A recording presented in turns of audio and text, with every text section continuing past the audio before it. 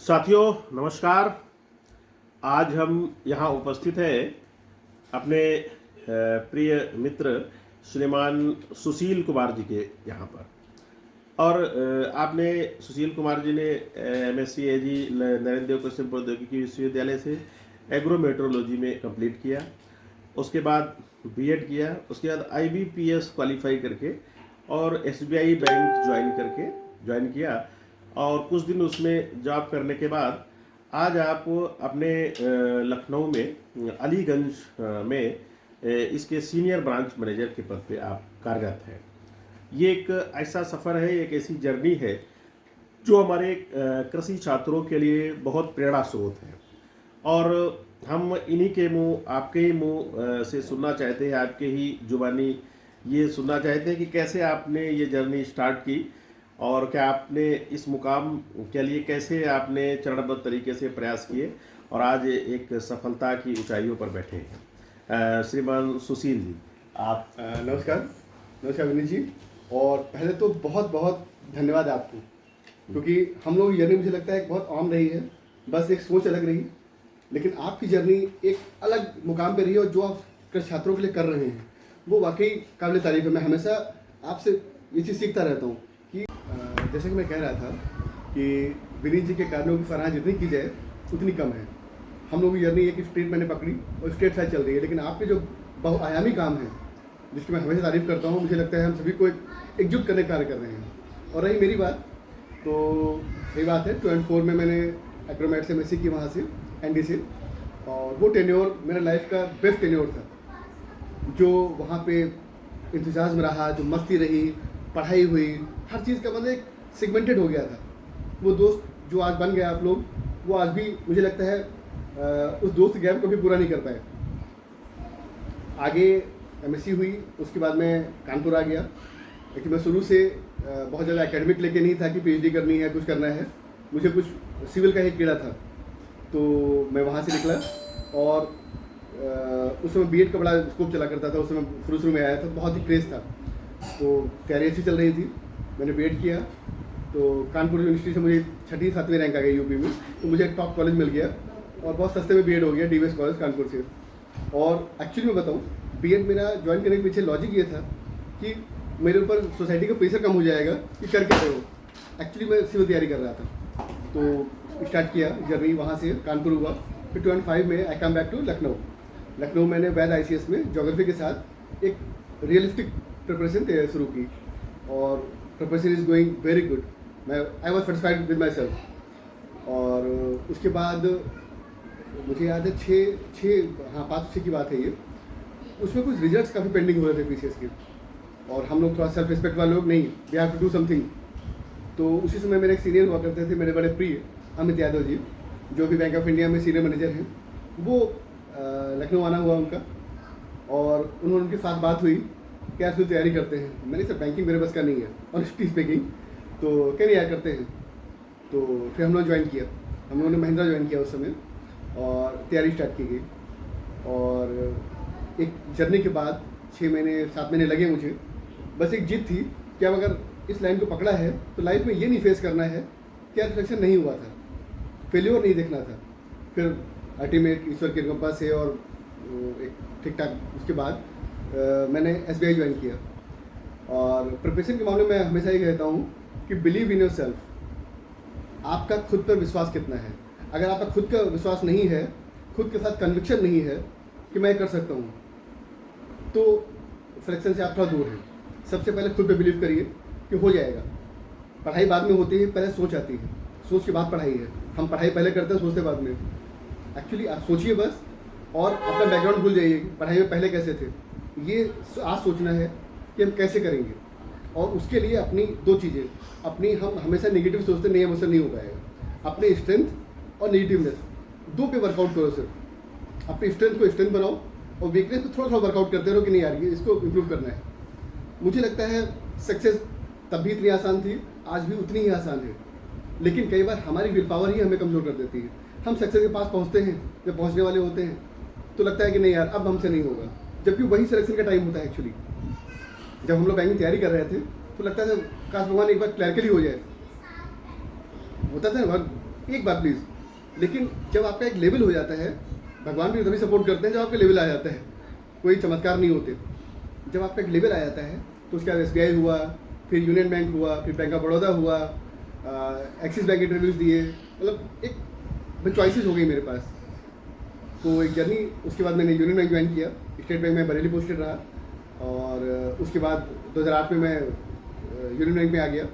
यहाँ जर्नी मेरी लखनऊ से स्टार्ट हुई, और 11 में मैं स्केल 2 होके पंजाब गया, 6 साल पंजाब रहा वहाँ पे, और बहुत अच्छा रहा टेन्योर। बैंकिंग में या एक बहुत सारे आयाम होते हैं, बस आपको जो कर रहे हैं आप, उसमें आपका इंटरेस्ट होना चाहिए। उसी काम को अगर आप बोरिंग होकर करेंगे तो काम में मज़ा नहीं आएगा, और आप अपने ही आप से जस्टिफाई नहीं कर पाएंगे, मुझे लगता है। तो कहीं ना कहीं एक जर्नी हुई। 2017 में मैं स्केल 3 होके लखनऊ आया, मैं काकोरी में रहा, अभी मैं लखनऊ अलीगंज में हूँ, और मुझे बड़ी खुशी होती है। मैंने शायद मेरा पहला, जब मैं लखनऊ में आया था, मैंने पहला मकान या रूम किराए पे पुणे पे लिया था। आज जर्नी गोल घूम करके मैं वहीं पे आ गया हूँ। मैं वैद ICS, जितने भी बड़े बड़े अकाउंट्स थे, जितने जिनके यहाँ मैं पढ़ा करता था, आज वो मेरे अकाउंट होल्डर हैं। तो फीलिंग गुड। तो इस तरह की जर्नी रही छोटी सी। तो नहीं, इस बहुत ही अच्छा ये जर्नी रही आपकी, और बहुत ही जितनी अपेक्षित आपकी जो सफलता थी वहाँ पर आज आप बैठे हैं। इसमें अपनी जो एग्रीकल्चर का जो नॉलेज है, जैसे इसमें एग्रीकल्चर का बैकग्राउंड है, जहाँ पर आप आज बैंकिंग में बहुत अच्छे फाइनेंशियल वर्क में आप लगे हुए हैं, तो इसमें आप एग्रीकल्चर के जो नॉलेज है इसको कितना महत्वपूर्ण मानते हैं, चूँकि ये कितना ये आपके लिए जो है सहायक रहा? क्योंकि जो एग्रीकल्चर के छात्र हैं वो भी बहुत ये नहीं जानते हैं कि उनका नॉलेज आपको बैंकिंग सेक्टर में भी एक अच्छा कैरियर विकसित कर सकता है। तो इस पर थोड़ा सा बताएं। सर, मेरा मानना है कि मैंने एग्रीकल्चर बाई चांस ली थी 12th में, फर्स्ट ईयर में, लेकिन वो मेरा कब करियर बन गया मुझे पता ही नहीं चला। और मुझे लगता है ज़िंदगी मेरी बड़ी आसान सी हो गई एग्रीकल्चर लेने के बाद, कि 12th हुआ, ग्रेजुएशन हुआ, MSc हुई। उसके बाद जब मैं जॉब के लिए गया तो SBI में तो एज ए क्लर्कल ज्वाइन किया था। उसके बाद यूनियन बैंक में मैं as a rural development officer मैंने ज्वाइन किया था, और जर्नी वहीं से स्टार्ट हुई थी।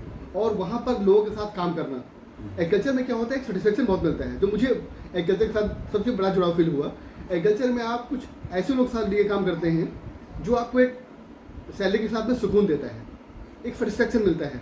आप गांव में एक गरीब आदमी आ रहा है और जिसे बात करना भी नहीं आता, जिसे अपने या कोई ब्रोकर के थ्रू आता था, तो मैंने उन सभी मीडियम्स को हटा के मैं चाचा अंदर आप बैठिए, पहले उनको बैठाया गया, उनको कॉन्फिडेंस रेज किया गया कि आपकी ये बेस आप हो हमारे देश का।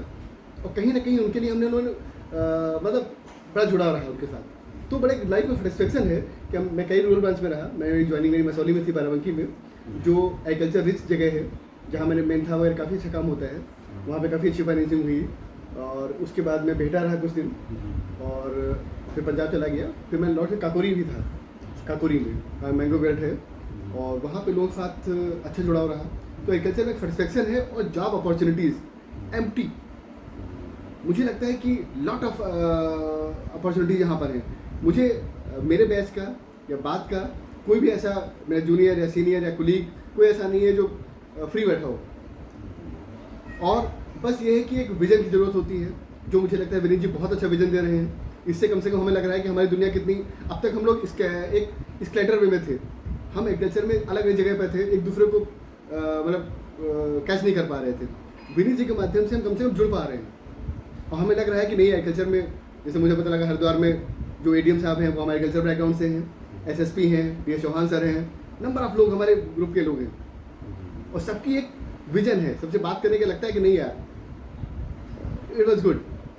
तो बस अपना एक कन्विक्शन रखिए और खुद पे बिलीव करिए। पहले अपने एक्सक्यूजेस देना छोड़िए। एक्सक्यूज देने क्या होता है, तो हम लोग क्या होता है, नहीं यार हमारा पैसा होता, हमारा भैया होता, हमारा भैया होता। नहीं, एक्सक्यूज मत दीजिए आप। अपने टॉक टू योरसेल्फ। सबसे पहली बात है पढ़ाई में कि आप दूसरों से मोटिवेट होना छोड़िए, खुद के साथ बात करिए रोज़ सुबह 10 मिनट कि हम कैसे कर सकते हैं, मेरे अंदर एबिलिटी क्या है। जब इतने लोग कर सकते हैं, मैं क्यों नहीं कर सकता। टॉपर एक हो सकता है, लेकिन जब इतने लोग कर सकते हैं तो मैं भी कर सकता हूँ। जब तक ये बिलीफ नहीं आएगा तब तक दिक्कत है, और जिस दिन ये बिलीफ आ गया उस दिन आपको सक्सेस के कोई नहीं रोक सकता। एग्रीकल्चर में तो खास के बिल्कुल भी नहीं है। मतलब अगर मैं वही कह सकते हैं कि भारतीय अर्थव्यवस्था में आपको कुछ भी करना है, कोई भी अगर आर्थिक गतिविधि करनी है, तो अगर आप एग्रीकल्चर या रूरल बैकग्राउंड का आपको अगर नॉलेज है और उसके बारे में अगर आप जानते हैं तो आप बेटर कैरियर हर क्षेत्र में बना सकते हो। बिल्कुल सर, क्योंकि हमें लग रहा अधिवक्ता भी जब वकालत करता है तो उसके पास किसान नहीं जाते हैं। बिजनेस में भी जो दुकानें शॉपकीपर्स है टाउन्स में, वो भी उनके पास भी कस्टमर एग्रीकल्चर का ही होते हैं। बिल्कुल सर, मतलब धान गेहूँ जो भी व्यापार आर्थिक गतिविधि से एग्रीकल्चर से जुड़ी है, तो ये बात बिल्कुल सही है आपकी। अच्छा, आपने चूँकि इंटरनेशियली एग्रोमेट्रोलॉजी से किया, तो बहुत से बच्चे एग्रीकल्चर एग्रोमेट्रोलॉजी का महत्व समझना चाहते होंगे। तो MSc एग्रोमेट्रोलॉजी करने के बाद क्या आपको जीवन में करियर के प्रति क्या कॉन्फिडेंस आया? और अलग बात है कि आपने करियर बैंकिंग में सेक्टर में चुना, लेकिन उसके बारे में भी आप बताएं तो। सर एग्रोमेट्रोलॉजी, चूँकि अभी अपने अरविंद श्रीवास्तव सर जो कि IIT रुड़की में जी जी से मुलाकात हुई थी उनसे, एग्रोमेट्रोलॉजिस्ट है जी।